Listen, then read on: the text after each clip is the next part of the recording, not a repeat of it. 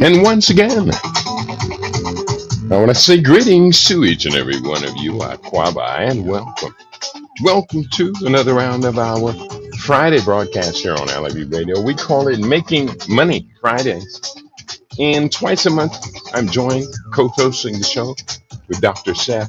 Dr. Steph, today's date is Friday, the 11th of April, 2025 in the Western calendar. This corresponds to the year 6265 in the Kemetic calendar, to which we realigned our cultural clock. Welcome to the seventh millennium. You have found your family in a peaceful place on LIB Radio, LIBTV, and livinginback.com. Let me introduce the show and then bring in Dr. Steph. I think we have a dynamic show today that you, as a Pan-Africanist that you are, you should find this show absolutely compelling and motivating. The theme for today's show, the Burkina Faso Trade Mission, Making Money Friday. Show me the money with Dr. Steph. Let me describe this. The Sahel African nation, Burkina Faso, has captured our attention as a consequence of the dynamic political changes since the September 2022 coup, which that brought the brilliant young leader Ibrahim Traore to power. Here real quickly, let me just get into this formula, and I'm trying to click several buttons in the background at the same time, that brought him to power as the head of the interim government. Since coming to power, Captain Traore has launched a dynamic series of transformations that has many Pan-Africans recalling a similar transformation that took place under the beloved Burkinabe leader, Thomas Sankara. What is happening in a Sahel country that could engage the global diaspora as investment and sustainable development partners? We asked this question as well. Bear with me. How many of us are ready, interested, and would like to engage? What opportunities could best be exploited? Let me welcome in my partner, and sorry for the little bit of a discombobulated entrance, but too many buttons on my desk. Dr. Steph, we have you live and direct. Aquaba, how are you today? I'm wonderful. How are you? I feel good. Did it. You know that I would. I love that. Yes, I feel good as well. Coming to you live from Kingston, Jamaica, man. All right, Kingston is in the house. I hope you are settling in wonderfully on your new journey. How long have you been in Jamaica now? I think it's about 3 weeks almost. Yeah. Awesome, awesome, awesome. Jamaica is always nice. Hitting that 3 week stride, always for me, that's been about the longest I've been there. But always for me, that's the point where you really start to feel like, yeah, I'm here, I belong here, I'm settled in. Let's get this party started. Yeah, I had to finally, Jamaicans, everybody has a garden and all of those things, and I tend to be a little bit of a fearful of bugs, and Yeah. so it's like I always go, well, I'm not going to go too deep in the garden. I'm not going to go too deep in the garden. And so there was a clothesline outside that I needed to go out and hang some clothes. And I kept saying, I don't know if I'm going to be able to go out there. And then it was finally like, you know what, you better bite the bullet and get out there, mama. so, Uh-huh. so, yes, I am settling into that part of the experience. And, I'm going with it. Awesome, awesome. And when you speak about bugs in Jamaica, it quickly reminded me I love going to Jamaica, I love going to Africa, but for the first 10 days, getting bitten by mosquitoes really, really gets on my nerves. After 10 days, your body says, we're not even going to worry about it. Just don't scratch it and it'll disappear in a couple of hours. Do you have that same experience? Oh my goodness, me and the mosquitoes. Yes, sir. Yes. I was supposed to make all of this neem oil and all of this stuff that I was going to bring with me. Of course, I have to come back and bring more of those things because with the move, different boxes that I had packed, I had way more packed for Jamaica than I could bring. So I'm ready Yeah. to prepare a crate now because, yes, those mosquitoes have been chewing me up. Let Yeah, me I do it hear again that. because, of course, so I've been in Kingston now for Mm-hmm. about a week and a half, but I was in Montego Bay when I first got here. So for the first about 10, 12 days, I was in Montego Bay. So I'm like, dang it, the mosquitoes are different mosquitoes. They're like, start all over, chew on her again. Awesome. Well, we wish you the best. My luck, or my experience has been, if I just don't scratch them or touch them, they disappear within about 4 to 6 hours at the most, and I don't even get that stimulation anymore.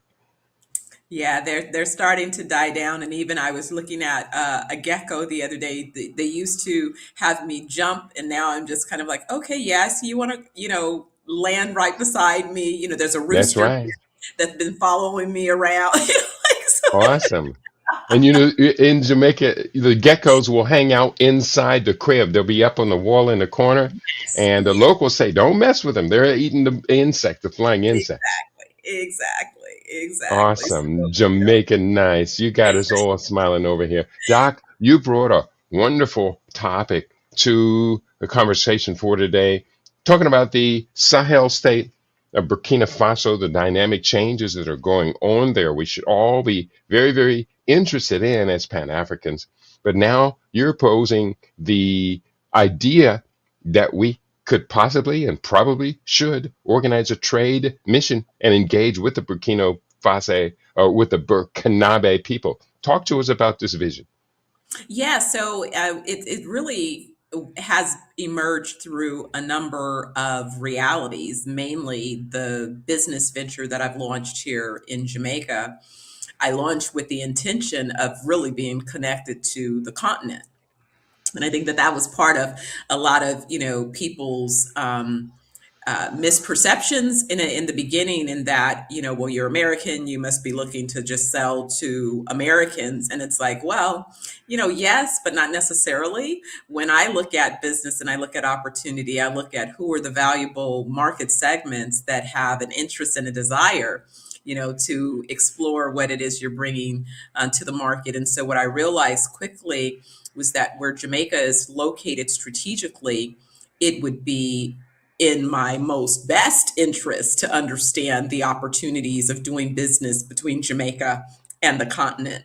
And you and I have discussed, the trillions of dollars of opportunity, but more importantly, the calls for more sophistication and experienced business professionals, to bring their talents and back to the continent and contribute to the development. And so, being both a developer and recognizing those opportunities, but more importantly, of late, dealing in some of the commodities, some of the mining, in addition to the agriculture and other business infrastructure type projects, I just see an enormous amount of synergy and opportunity. And so I think that I've looked at some immediate opportunities that we're pursuing. And I said, I might as well open that up and see who else is interested. And let's put together a trade mission. I'm putting together a trade mission to bring interested parties here to Jamaica next year. There are a Mm-hmm. number of projects that I have identified and am pursuing. And in fact, it's not just for necessarily funding and interest, because I was told by another colleague that there is $1 billion fund that would back what it is that I'm up to, because it has such a humanitarian, interest thrust through those efforts. But I think that there's an opportunity for the diaspora to be able to understand how you invest in opportunities in their infancy, so that you're able to realize the gains. Oftentimes where we miss the upside is we come in at the top. You come in Mm. late, so you pay the premium. You want to get in the beginning. You want to recognize what a diamond in the rough looks like when it's in the rough, and where the opportunity Mm-hmm. exists before everyone, has begun to evaluate or add their input to those opportunities, and thereby inflate, what the opportunities are. Mm-hmm. Okay. Well, there are a lot of different doors to be opened here, and we want our listening audience to develop this interest in, this passion for, and this commitment to engaging in collaborative cooperative development with the 54/55 nations of the African continent.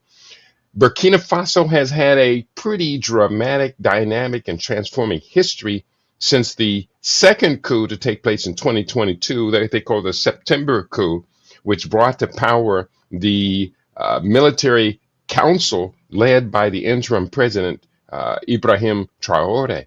What do we know that we could share with people that's going to further their interest in engaging with Burkina Faso?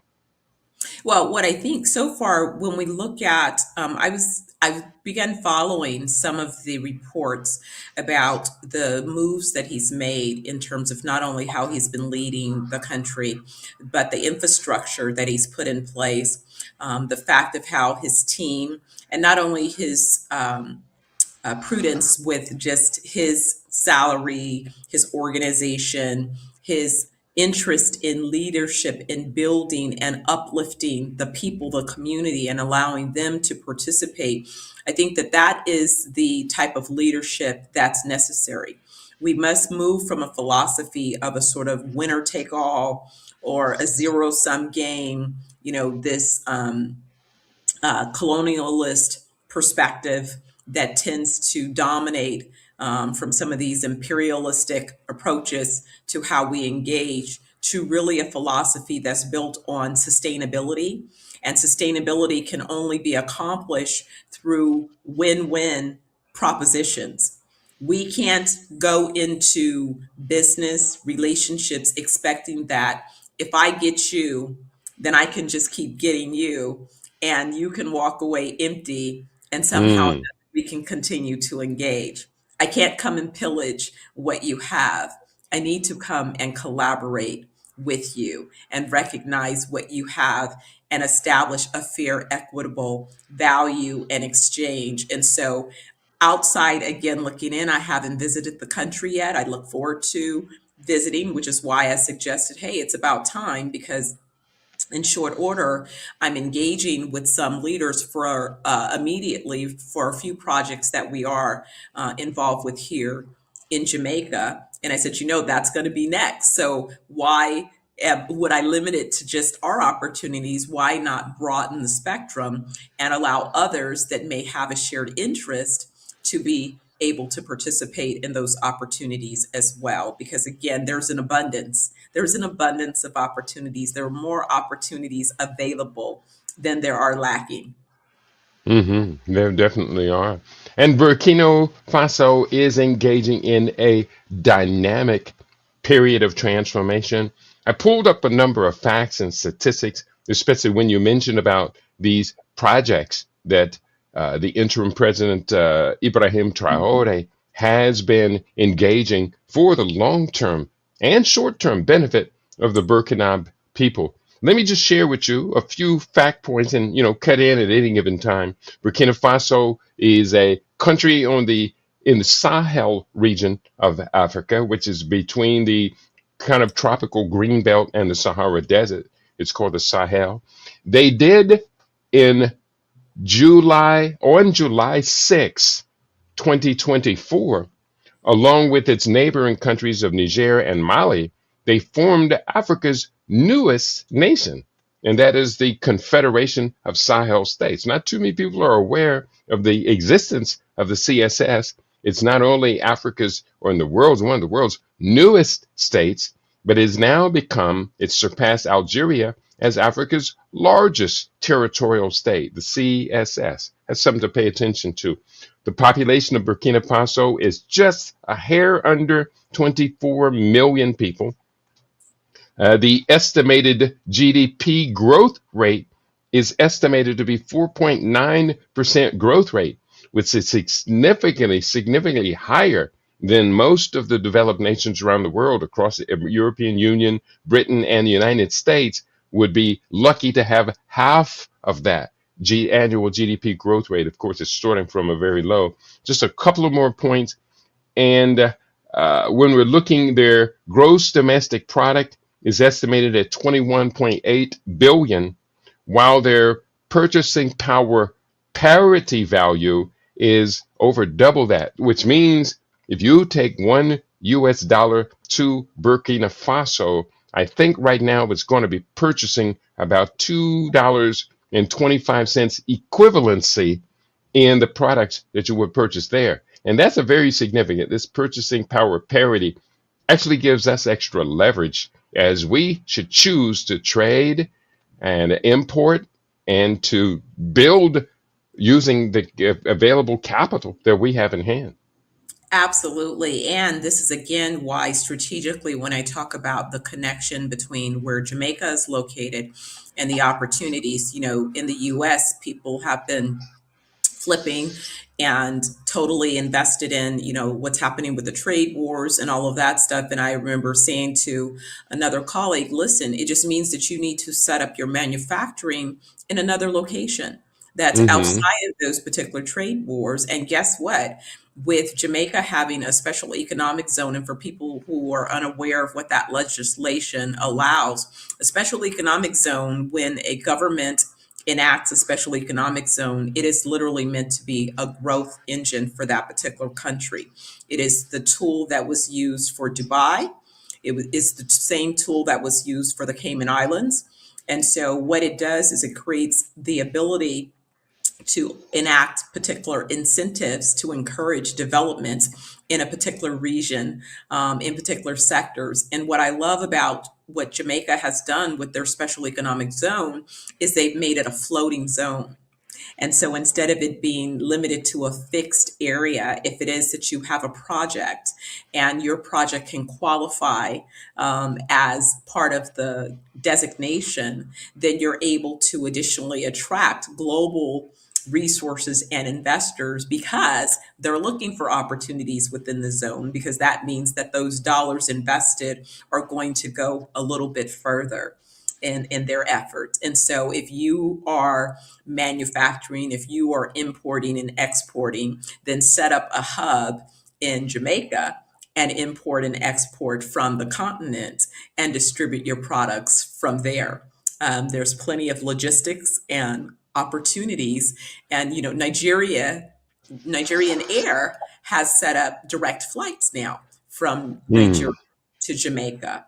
And so there are additional anticipated direct flights expected coming soon as Jamaica is adding another international airport.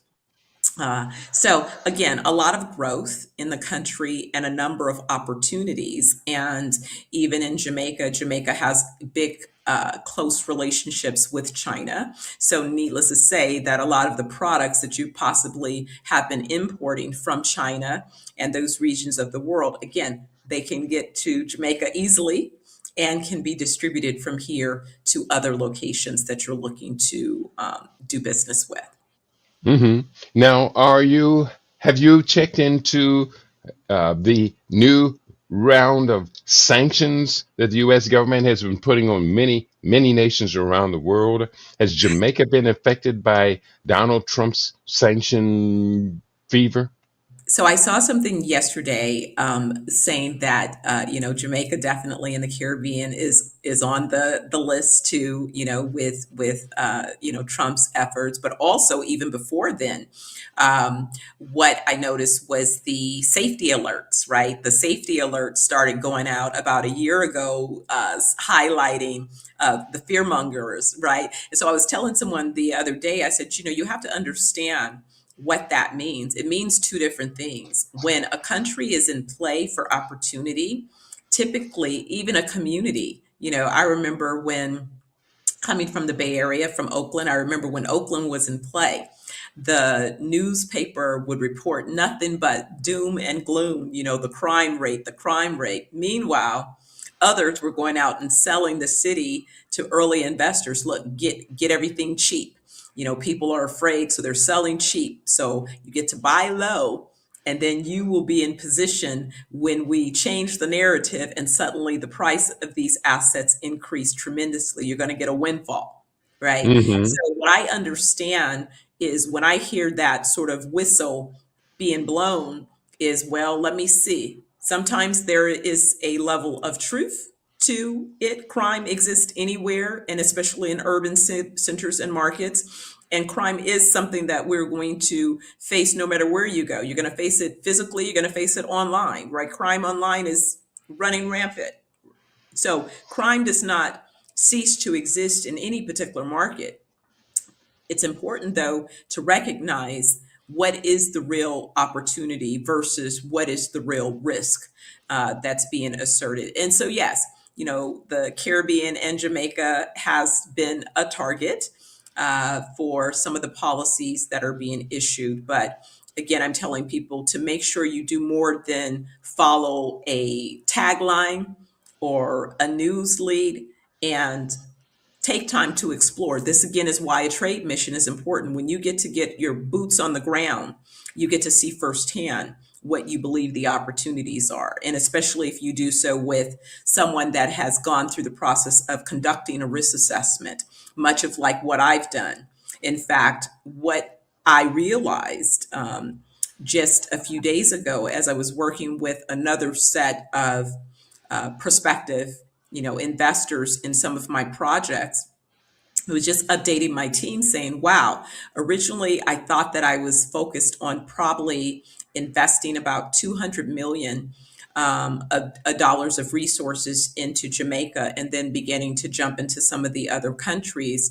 But what I realized is the other day, I even doubled down a little bit further. And when I looked at all of what I have in my pipeline, I'm like, we're investing $1 billion in Jamaica. Wow. Wow. Wow. Hmm. So $1 billion commitment in Jamaica. So there's plenty of opportunities. And the reason that I can comfortably see our way is the markets that support Jamaica are European, China, Africa. Those are the markets. The US as well, but again, I'm not just limited to the US in the business that I'm doing here in this country. Hmm. In pulling together these fact sheets about Burkina Faso, I got excited about the topic, so I immediately jumped in all the little corners where I pull these together. The fact went to the World Fact Book that's operated by the U.S. State Department. It's called the CIA World Fact Book. Went to the Mhm. International Monetary Fund, the World Bank, the Development Fund of the United Nations, and pulled together some pretty interesting things. If I could just share a little bit, and again, feel free to jump in at any given point. Absolutely. The Burkina Faso's biggest export partners are Switzerland is number one, and as that is, of course, they are exporting cacao or cocoa. United Arab Emirates is the recipient of 10% of Burkina Faso's trade. That's mostly gold. India, Mali, and Cote d'Ivoire. Of course, Mali and Cote d'Ivoire, its relative neighbors, are also among their top trading partners. Their export commodities are gold, cotton, oil seeds, coconuts, Brazil nuts, cashew nuts, and cement.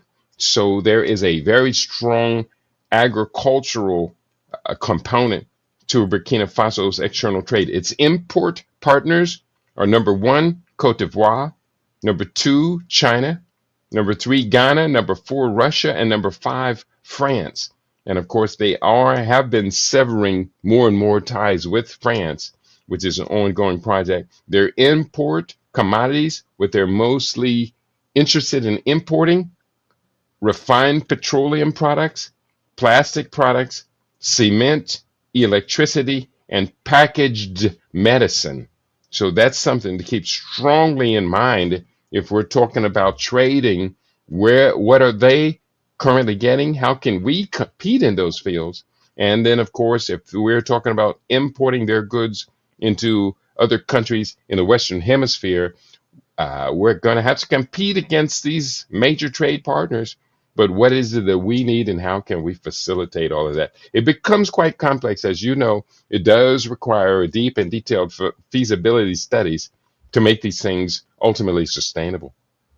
Absolutely, absolutely. And you're right. The first thing is to understand the lay of the land. And that's why I said when I began to explore the opportunities, I first looked to see what are the major um, assets and resources that are being both exported and imported. And what does that mean as it relates to opportunities? What are the gaps? And what would be a unique offering, and what's the value proposition? Because it's not just about being able to trade, but it's also being able to bring capacity into the country and to help build and expand, as it's growing its capacity. And so I think that that becomes a lot of the opportunities. And sometimes it's as simple as creating a partnership with a local business that's looking to glean insight. It could be, access to, again, intellectual property around processes and improvements and efficiencies,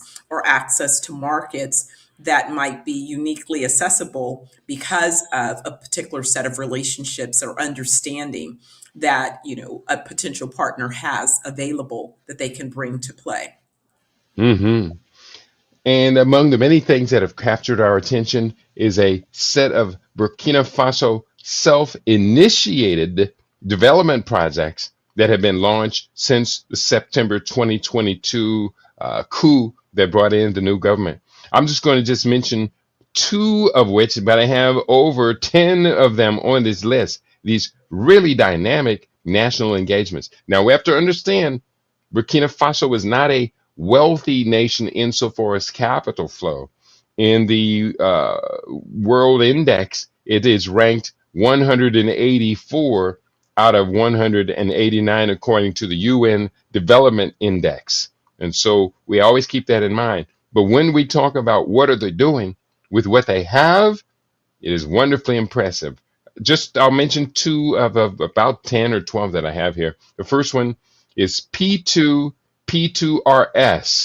is a food and nutrition insecurity resilience program.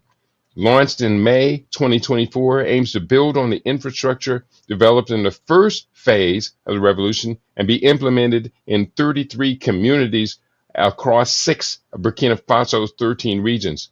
It is expected to reach 125,000 beneficiaries, with at least 50% being women, which reminds us a lot of the dynamic changes in Rwanda, where they balanced out that women hold up half the sky, so women hold up half of the national economy as well. The project, funded with 54 million euros from the African Development Bank Group, and focuses on improving resilience through infrastructure such as dams and irrigated public land. Did you want to comment on that first program? And then I'm just going to mention just one more, which is also agriculture and its development. No, go ahead. All of the Yeah, programs have been very interesting, but yes, go ahead and continue. the second program, and I'll send you this report. There's this. I put together some very, very important facts for today's conversation. The second one is called the PIMSAR, PIMSAR, the Integrated Maize, Soybean, Poultry, and Fish Chain Development. We're talking about the food value chain development and resilience building project, also launched in May 2024.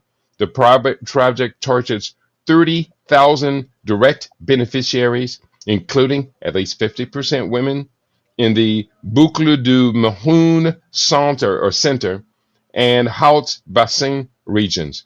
It aims to reconstitute productive capital for internally displaced persons and support their economic activities in agriculture and livestock. And again, as I'm reading that one reminds me quite a bit of similar stances that Rwanda has taken under the dynamic leadership of Rwanda's leader, whose name escapes me right now. I'm ashamed of myself for forgetting. I'll think of it when I stop talking.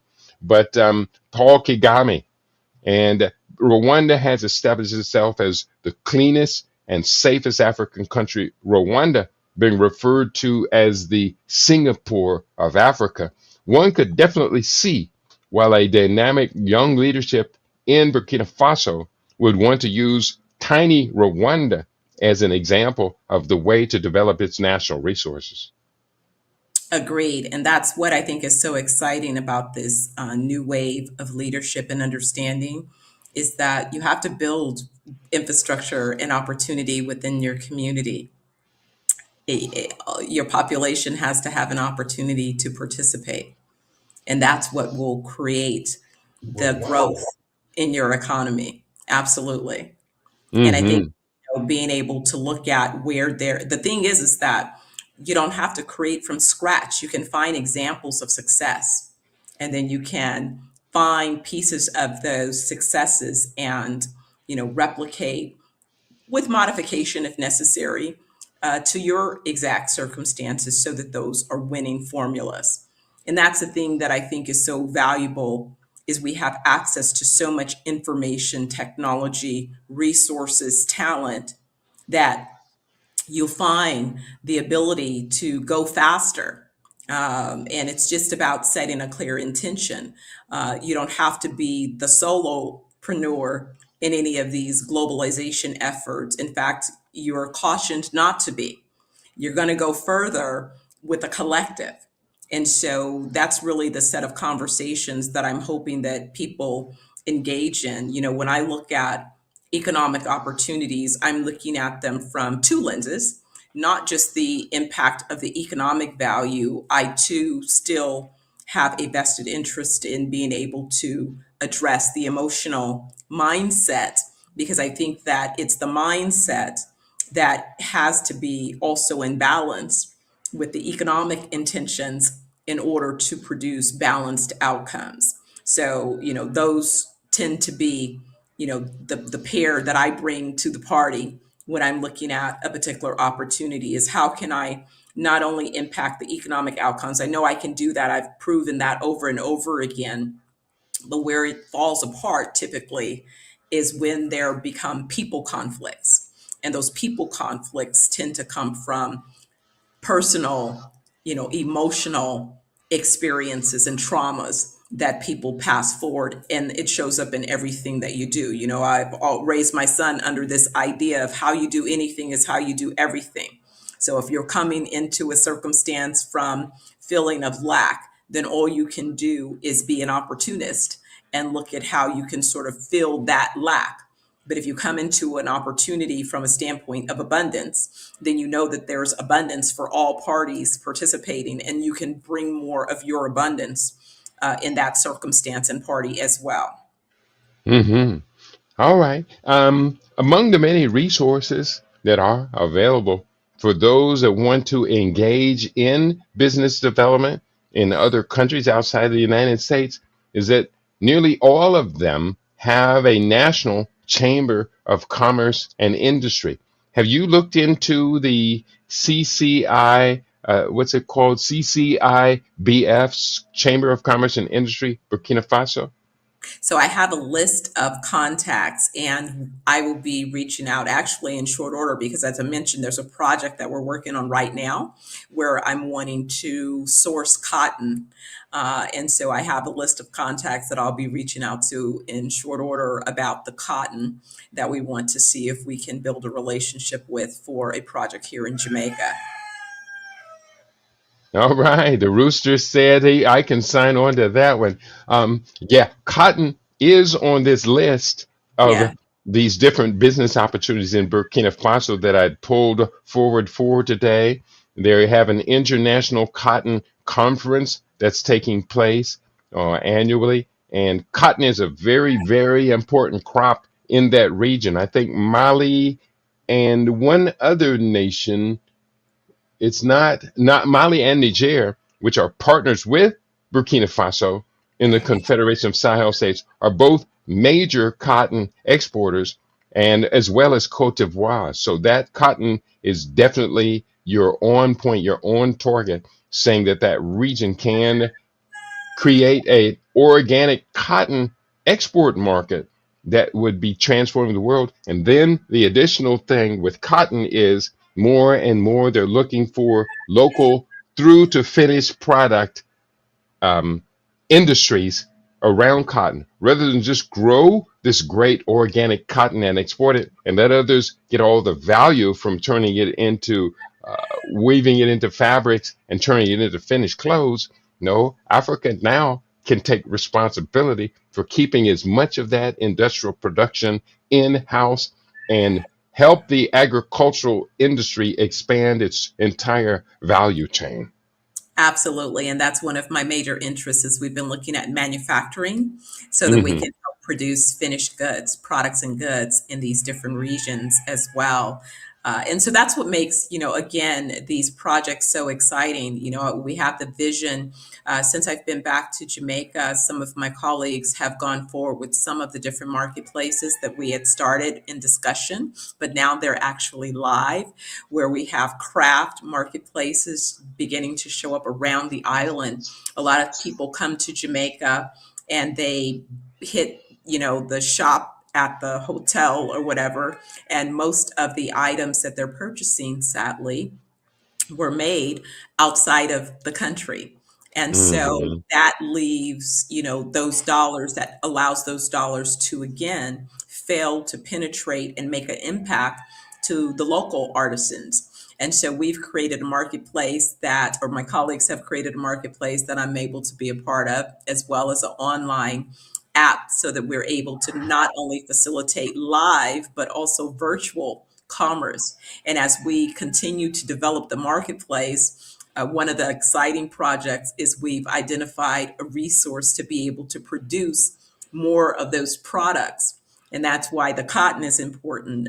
With my resorts in particular, I'm very interested in only having natural fabrics in all of the things that we offer, from our bedding to the materials used, the fabrics used in our furniture, the accessories that you purchase, the uniforms, the things that we wear, the towels, all of those things.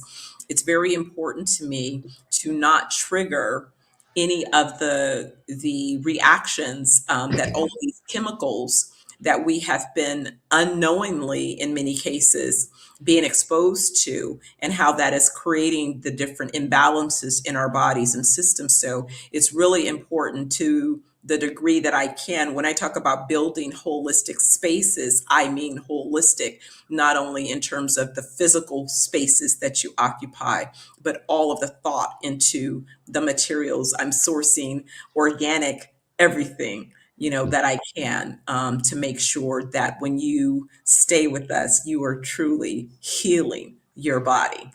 Hmm. Now, one of the most significant challenges to Africa's industrial development and building out its whole production from its raw resources into finished products, one of the greatest challenges is Africa is severely under electrified. Yes. And when we're looking at Burkina Faso, a couple facts on that, it has seen a 64% increase in its customer base and energy demand between 2015 and 2021. But at the same time, the country is importing nearly 70% of its electricity from foreign countries. Where inside of your plan is there any room for engagement in overcoming this significant energy production deficit that's affecting Burkina Faso? That is, believe it or not, another of the areas that I've engaged. One of my colleagues, about 3 or 4 years ago, had asked me to assist with developing a renewable energy business plan. And at that time, we looked at, some of the markets that would be of value for that plan. And so I have, reached out as the business has launched and gained traction, and said, listen, now that you are up and running and have a strong play, what are you thinking about in terms of global markets? And I also know that this particular CEO is a globally connected entrepreneur, but definitely looking at those opportunities, because there are opportunities to set up utility grade renewable energy opportunities, and to begin to make sure that you're building that infrastructure in order to facilitate any of these types of manufacturing and other type of production, meeting any of these type of production requirements. Is you got to think about everything. And and as a developer, when we go in, when I look at, for example, a raw piece of land, I know that I have to come in oftentimes and assess what type of infrastructure is in place and where the gaps are in that infrastructure in order to power, to bring all of the various utilities to that particular development so that it can exist and function and be sustained. Hmm.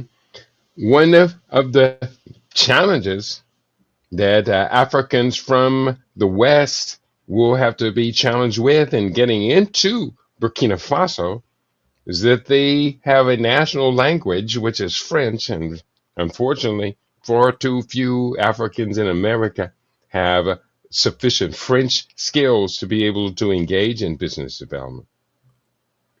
Yes, it's so funny that you say that. I literally, one of my dear friends is French. And so I had told her, I said, you know what, I'm going to have to start just speaking with you. When we have our conversations, we're going to have to just speak in French because I've got to start working on learning my French. But I'm really thrilled because I always wanted to learn French anyway. My last name is French, and we've always played between how to roll the R's in the R threes. I can never pronounce it right, right? So I'm like, so this is perfect opportunity. I spent so many years learning Spanish and discovered that I only tend to use it if I'm in Mexico, right? So it's like, okay, well, it's time to shift the focus and see it's hopefully do a better job with my French.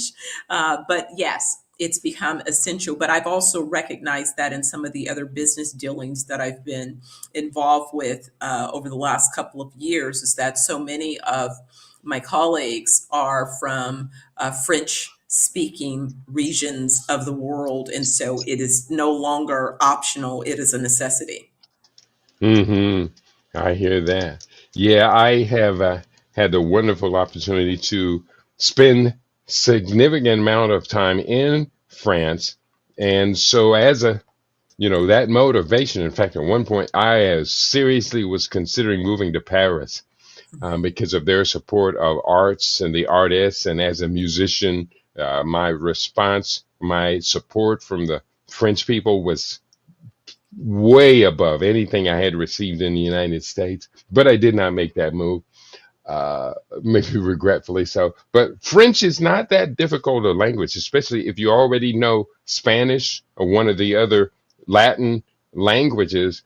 They all kind of translate one into the other, not that difficulty. If you can learn, as I learned French and Spanish, I can actually, to a great degree, read Italian and Portuguese because they're all from that same family of languages. But in doing business, though, there's not a lot of room for ambiguity. I had a hit song in Spain, and then the guy who was working with me as my manager so attempted to rip off all my shipments of records that I brought into the country and CDs that I brought into the country. And so I had to get a lawyer and prepare to take him to court.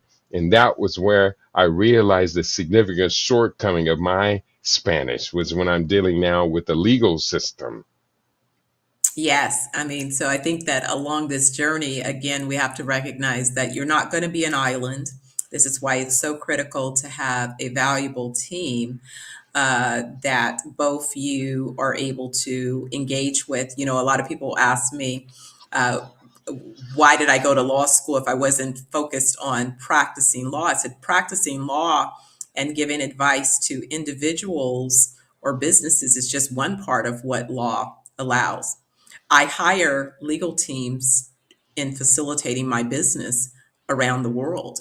So my law degree allows me to better be able to facilitate those teams of professionals that I need to retain. And more importantly, I need to guide because when I'm retaining them, they are working to execute my business plans. So I must understand what they know as well as what are the gaps in their understanding around my business and be able to better direct their efforts to produce the desired outcomes. And so when you add in a language, when you add in cultural nuances, it's all of those things. You need to be multilingual, you need to be multicultural, you need to have this understanding and awareness of all of these things when you began to explore global business opportunities. And guess what, it's necessary Because believe it or not, as you see, if you're just focused on one particular marketplace, the cheese can be moved. Mm-hmm. Don't want to be left looking for the cheese. Yeah, Who moved who moved my moved? cheese? The cheese has been moved. So you better start recognizing the signs and considering where new cheese might exist so that you're able to hedge your bets and begin to explore new cheese opportunities. And that's really what I think this conversation, at least that was the intention behind this conversation, is I'm always forward moving and looking at business opportunities and wanting to create on ramps. That Mm-hmm. has been the nature of, I would say, my journey. I told someone it's never been about just creating business success for myself. That's easy. That's a layup that I could do repeatedly, with limited effort. Where I found more challenge is when I'm creating an entire ecosystem and I'm wanting to bring other collaborators along in that ecosystem. Now that's where global chess becomes really fun and interesting, because you've got all of these complexities that should be considered in those, and the dynamics of such along the way. Mm-hmm. It just means keeping my brain active, giving me new opportunities to learn new things. It's like the more I learn, the more I know that there's more to learn than what I've learned. So that Mm. idea is what makes it exciting for me. It's like, okay, I get to learn something new. I get to learn a new language. Okay, I have to learn how to read the new language, not only for business contracting, but just for basic communication. What does that process look like? Well, just have fun with it. Mm-hmm. Speaking of moving the cheese, we have this comment coming to us from the UK for Africa One Rights. Burkinabe tofu is a game changer in the whole tofu experience. The texture and flavor is exceptionally unique, a definitive rival to anything in the marketplace. So, based upon that, I took a little peek around the corner at this subject of Burkinabe tofu, and I found this. Burkinabe tofu has gained popularity as a meat alternative, particularly in vegetarian and vegan communities. Christine Tapsoba, the owner of Ouagadougou's first plant-based restaurant, Nasa, has been instrumental in promoting tofu among the Burkinabe people. Initially, the idea of a meat-free diet was met with skepticism, but over time, the restaurant has seen exponential growth in its customer base. The tofu is also popular in Ghana, is made fresh from locally grown soybeans in some parts of West Africa, including areas near Burkina Faso. And so that opens up a whole new idea when we're talking about growing soybeans, because the United States has been the major soybean grower and exporter in the world until the other nations started rejecting U.S. soybeans, because 95% of U.S. grown soybeans are genetically engineered to tolerate high levels of Monsanto's Roundup, which contains the now acknowledged carcinogen glyphosate. And the world doesn't want to be feeding its population glyphosate from American grown soybeans. So China then switched, especially after Donald Trump's first round of sanctions against China in his first presidency. China shifted to Brazilian grown soybeans. Now, with Burkina Faso and West Africa entering the market, makes one think about opportunity. Absolutely. I'm telling you, the opportunities are abundant. So when you think about, again, yes, and yes, yes, yes. That's why for so long, I early, we were on the soy, and it was like, nope, no soy. Don't take it out of your diet. And sadly, that is the reality for too many of the products that are grown in the US. And it's, the reason why I just had, I'll tell you, it will probably tickle you, Kitty. So, some of my family was just in Jamaica last week. And it just being here for 4 or 5 days. And the feedback, my cousin called me, she says, now I understand everything Mm, you're saying. The food is she was just going down. And I said, exactly. She says, you know what? Say less, cousin. Say less. I get it. I get it. I get it. You know, Hmm. I newsflash, understood. How can I now be in alignment with understanding what you're up to? Because I understand. And I said that was the same thing, when Sterling came back, when he came back about, I think it was back in 2020, and I was here and I was involved with some of the farming communities, and I was staying with a family member of another friend, and Sterling came in thinking that he needed to rescue me. He was like, "Mom, who's holding you hostage? Like, let me Hmm. let me help you escape." And I was like, "No, no, no, sweetheart, go to sleep.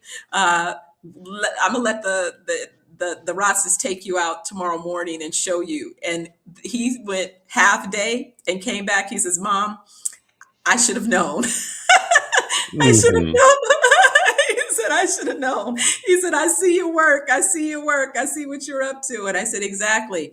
And, sometimes a long-term vision requires, several phases. And again, at that time that I really made the decision that I was going to reposition my business from Jamaica, then I had just started law school. So I couldn't just, well, I guess I could have if I wanted to, but I did not want to drop out of law school. I said, no, I'm gonna have to finish law school first and, prepare myself to be able to reposition my life so that I could make this particular move. It wasn't an instant thing. This is my first time leaving the country.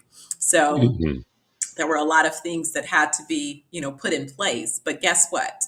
This won't be the first country that I encounter living in and exploring and building business and opportunities. This is just the first. So I'm in That's right. kindergarten, as they say, in my country hopping, and I look forward to take that all the way through advanced studies of country hopping and building collaborative opportunities along the way. Because trust me, there's way more opportunities, more to be done than one can possibly do in a solo effort. Yeah. Yeah. Yeah. The whole world is our oyster. It's time for us to capture that pearl. Yes. I pulled up something. Someone sent me this. This actually came from uh, our associate there in the UK, sent this via WhatsApp. We kind of have a side conversation that's ongoing. And what she sent me was not relating to Burkina Faso, but is very closely related to what's happening with African nations, especially in the face of now this new quote unquote leadership in the United States. This is a piece of video. It's 2 minutes and 37 seconds long. If you don't mind, I'd like to add this to the stage. And let me make sure as I add it, let me do this one more time. I got to do this one more time. Stop the screen. And I'm going to add this to the stage. I got to make sure I add the audio with it. There's a separate button. And if I don't click that button, just also share the audio. Here is what the Democratic Republic of the Congo must demand from the Trump information. This is from a website called Pana Genius TV. So bear with me here. And a pastor took over the audio, but here is the particular video that, oh, bear with me, doggone commercials. And I think we can skip this. I'm sorry, bear with me. This is not the video that I intended to queue up. I wanted to queue up the short of the same video, which I'll have to go back. And if I can't do this within 10 seconds, I'm not going to do this because it was on my WhatsApp page. But it essentially deals with the fact that President of the Democratic Republic of the Congo, President Felix Tshisekedi, has just completed a deal with the Trump administration. And that deal is they're going to be cooperating. They are among the countries kind of bucking the sanctions trend and cooperating with them. And this is not going to come up quickly. And I don't have the patience to wait and fool around like that. So my apologies. Oh, here it is coming up. I think I can get this to run within 10 seconds. But African countries are going to have to make a decision about their relationship with the Trump administration. And that's not going to be an easy decision to make. So I think I have it. Share the screen. Here is what the DRC must demand from Trump. And it's coming up on the screen right now. And I just have to unmute it and restore it. And here is what it says. Thank you for being patient with me. This is well to its worth advantage. checking out. Can this be a win? Now, since it's clear now that this deal is moving forward, let's ask a different question. Can the DRC make this work to its advantage? Can this be a win-win situation for both parties?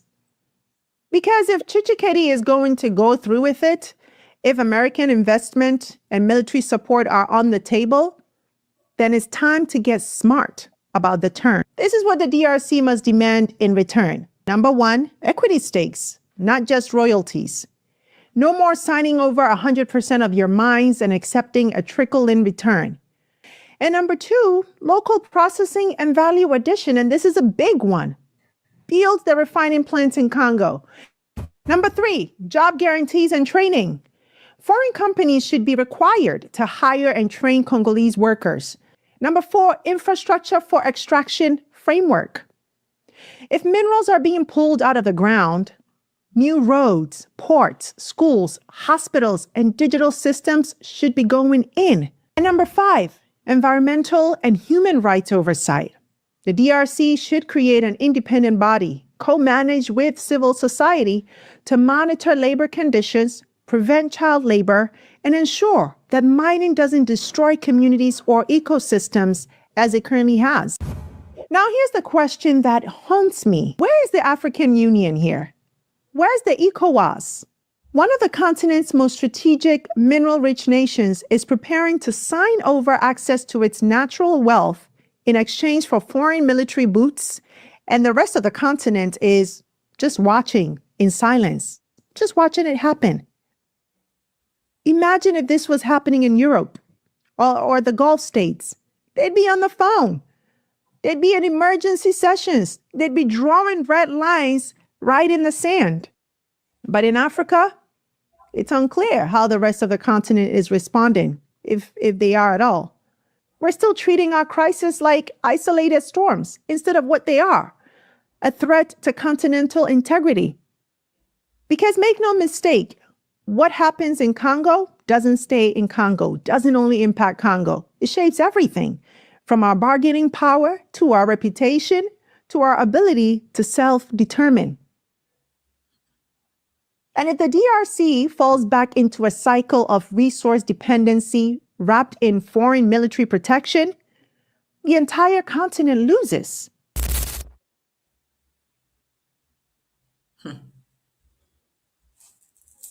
Kitty, you're muted. Your immediate commentary, please. I mean, she's absolutely correct in that, there has to be definitely more than just, again, pillaging. And, right now, this Trump administration, one of the things that I was dealing with the last week are grants that have been made available for mining opportunities globally.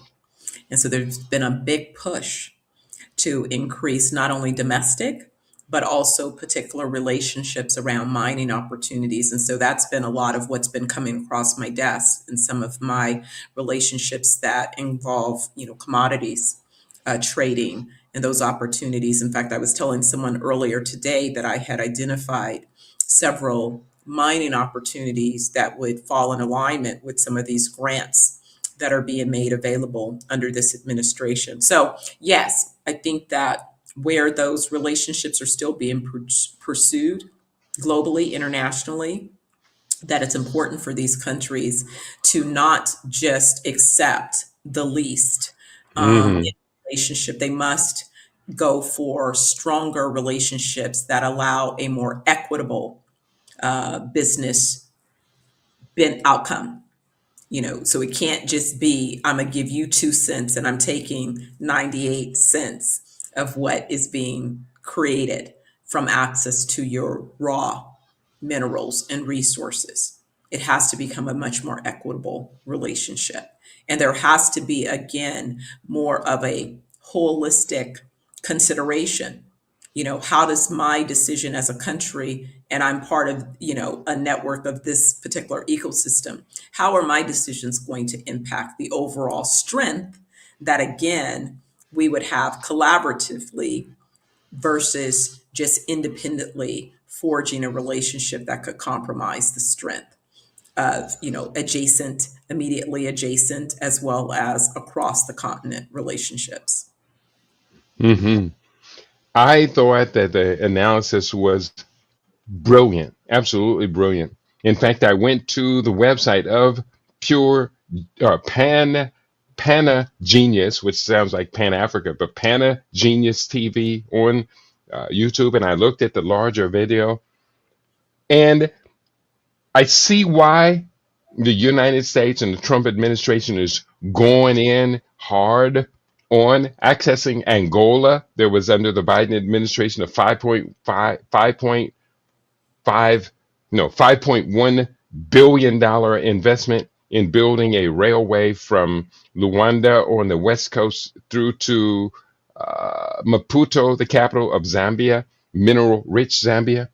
And now going in on the Congo, I'm extremely concerned, extremely worried that the beneficiaries of any U.S. opening of partnership that Tshisekedi has agreed to will benefit Bechtel, Wackenhut, Halliburton, these major corporations, the Carlyle Group, the Vanguard, BlackRock, the billionaire class that wants to take over the planet now has a deal to access $20+ trillion worth of Democratic Republican of the Congo's natural resources. And they did specify in this deal U.S. security protection.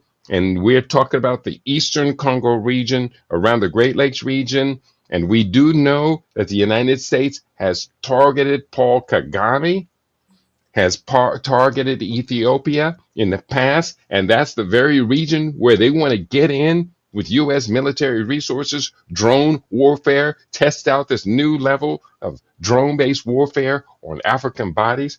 And we're talking earlier how Burkina Faso is modeling its expansive internal development and growth after Rwanda. So my concern is that African Americans should have taken the advice that I've been giving for 2 years. We should be the ones, African American owned banks should be the ones to go into the Democratic Republic of the Congo and assist them to bring their manufacturing and smelting and all of that up to speed. And we should have been the ones to be able to capitalize on this untapped mineral resources of up to $23 trillion. But African Americans, other than persons like yourself, like myself on a small scale, are not even interested in engaging. I'm off my tirade. You can take it from here, tirade all you want, and then we're going to begin to put a close to today's program. Well, you absolutely have many valid points. And I think that what, at least my intention of suggesting this topic for today, was let's see if we could take another stab at positioning opportunities again and waving that flag that here are still new, fresh opportunities. There's still many opportunities to be developed. And, if not now, when? Mm-hmm. Now, when? So, get ready. If you haven't heard that there is an opportunity, that global chess is in play. And even as you list the billion-dollar organizations that typically are what we say the global rent seekers, meaning they go in and they grab the most valuable assets in any developing country and they control them completely from the beginning. And that ensures the continuation of their wealth and dominance. And so, there are ways that we can begin to participate in some of those opportunities. And it's about making sure that we set those intentions, but that we come together. You don't have to have all of the answers. You have to be curious enough to ask more of the questions, and then Mm-hmm. out where we get the right answers and how we can then execute an action plan based upon that information. Yeah. Executing an action plan. Give us a few steps here in our final minutes for today's show. Give us a few steps that you So here, would yeah, encourage other people to engage. absolutely. So what I would ask people to do is, I've probably referenced this before.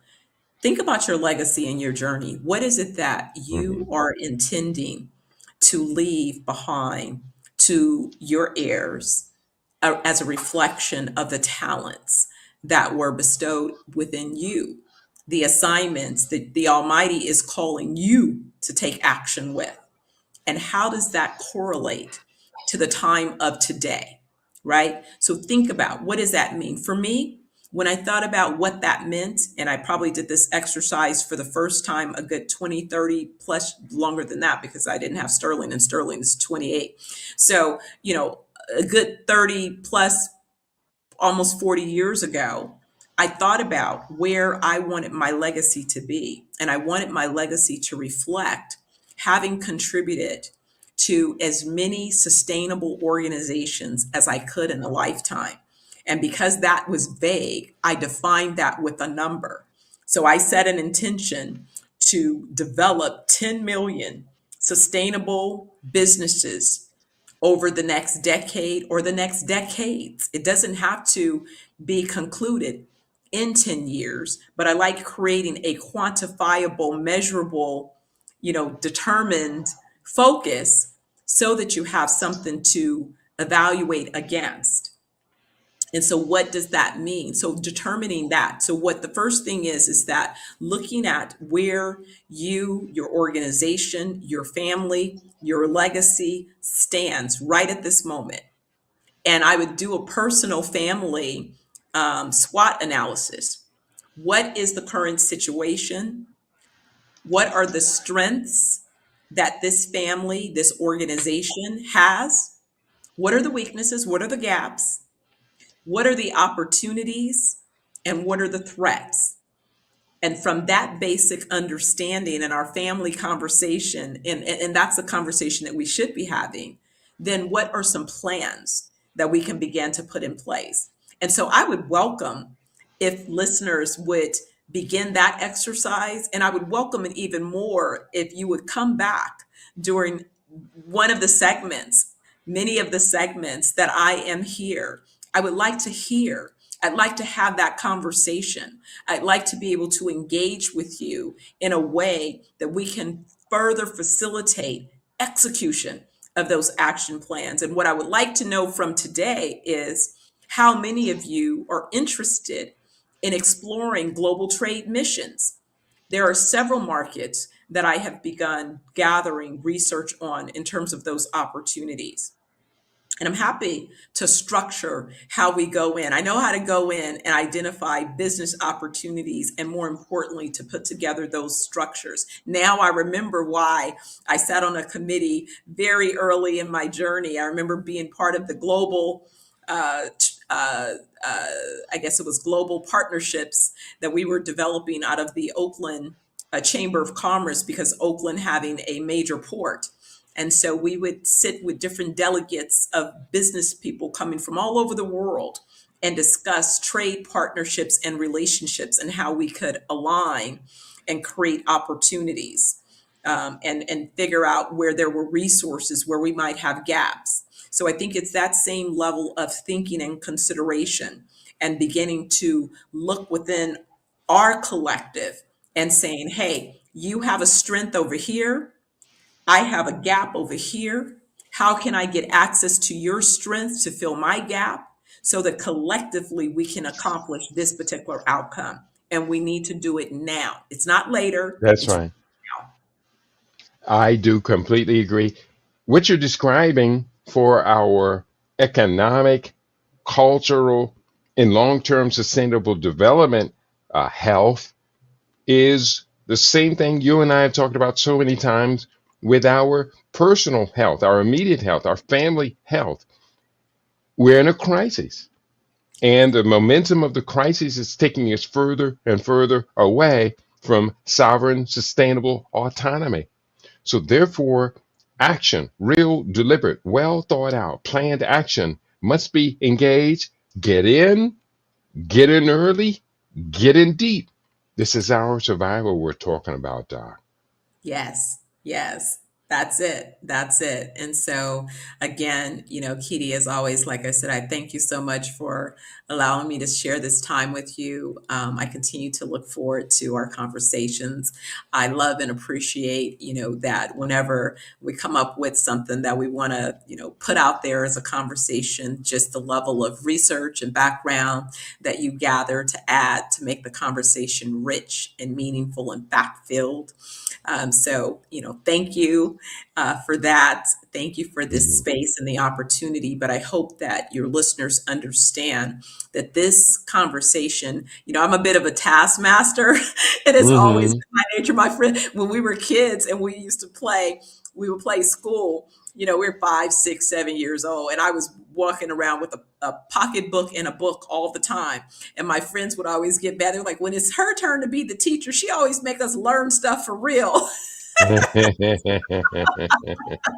a supposed to good be thing. playing school. So you guys, I'm sorry. I'm a taskmaster and I'm about we doing it for real. Yeah, yeah, that's true. That's so true. People need to know that they can maintain contact with the taskmaster, especially they need to know why you and I and others are so excited about the global wellness community projects that you are assembling. How can our listening audience maintain contact with you and see some of the other ideas, some of the other broadcasts that you feature? Absolutely. Go to Zeniverse wellnessgroup.com. It's Zenoverse wellness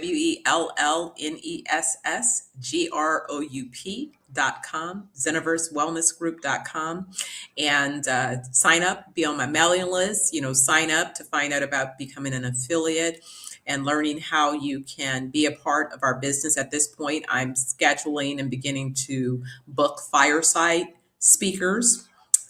chat speakers, which are featured speakers during our various wellness weeks. We have a lot of exciting plans and programs, and more information will begin to show up at that particular website location. Awesome, awesome, awesome. And are you still doing the Wednesday Zoom conference where you're talking with other people interested in collaboration, cooperation? Yes. However, I am going to be making a little bit of a modification. What I've noticed is sometimes, again, with folks, you offer a space, but people are not necessarily focused. So I have one of the communities that I'm really looking to begin to focus on. I have 3 target communities here in Jamaica that I'm going to be Hmm. working on and reimagining with those communities a path forward. And so I'm encouraging them to begin to get engaged. In some cases, it's a matter of having access to technology and capacity still, Mm, which is part of what it is that I'm building. So again, I don't just come with ideas. I come having to understand that in some cases I have to build the process as well, the infrastructure in order to execute. And that's fine. I'm up for the task. So no that's problem. right. We're All going to right. get it done. So yes, definitely. Well, we do appreciate, love all of our conversations. We'll be back with you again on the fourth Friday of the month with another Show Me the Money session with Dr. Steph. We do tremendously appreciate all that you bring, all the value you bring to LIB Radio family. And congratulations, absolutely congratulations on your successful move to Jamaica. And I'm looking forward to the seasons ahead and the new heights. We together, collaboratively, will be able to work towards and the cooperation from those listeners around the world who want to be alongside of us. Absolutely. Absolutely. Thank you, LIB Radio family. Thank you. And I Awesome. hope to see you Awesome. guys again soon.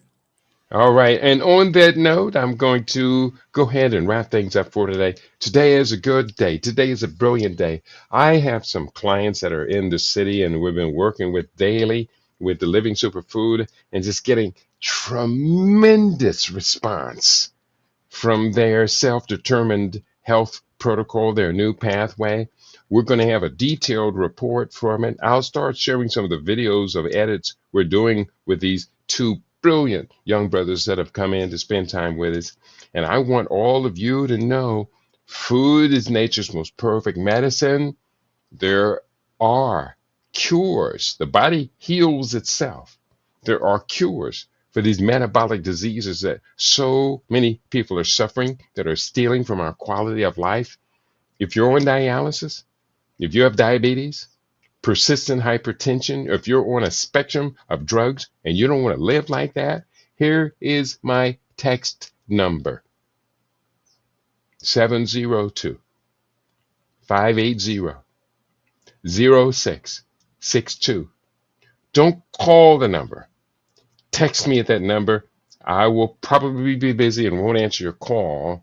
Text that number and give me a good time to call you back. Let's talk about your dynamic and 100% successful recovery, resilience, rejuvenation. We have the tools in hand. They are in the books. I did put up a link to be able to get the books a little bit earlier. You can get my books at kitty.biz. And I'd mentioned about the book, The African Future, which talked much about our today's conversation. But I really need you to commit. I need commitment. We need commitment from each other. My commitment as a clinical nutritionist healer using food, herbs, and supplements and lifestyle changes. And your commitment as a member of the community that must uplift all of its members. We got no more time left for half-stepping. And I hear from you half-steppers. You try and call and sneak in and say, well, let me get from Kitty for free what the brother's business is about. Let me just see if I can keep him on the phone and he'll tell me how to solve my persistent problems. That don't work. That don't work with me. It hasn't worked for you. So why not stop that non-productive behavior? Let's all get serious about getting serious about the things that really do matter in our lives and in the world all around us. So on that note, I want to thank you all for tuning in today to your favorite. We aim to be your favorite. We are LIB Radio. We are LIB TV. We are livinginblack.com. Tell your friends to tell their friends that we have our own now. We are a bold, grateful, idea-rich people and innovative people. At a certain point, we must make the declaration and follow that declaration all the way through that there ain't no stopping us now. You've been tuned into LIB Radio, LIB TV. You've been tuned into livinginblack.com. Tell your friends to tell their friends we have our own now. And we're very proud of who we are, very proud of what we've done, where we are going. And we're incredibly proud of those great ancestors and those great wise elders upon whose shoulders we stand. As we are ever closer to the stars, we know that we stand upon the shoulders of giants. Peace and prosperity. We'll be back Sunday morning on the West Coast, 9 a.m., noon for our East Coast listeners, 5 p.m. GMT with the Mastermind. Peace and have a positive, productive weekend. Again, my text number, 702-580-0662. Let's fix your health challenges.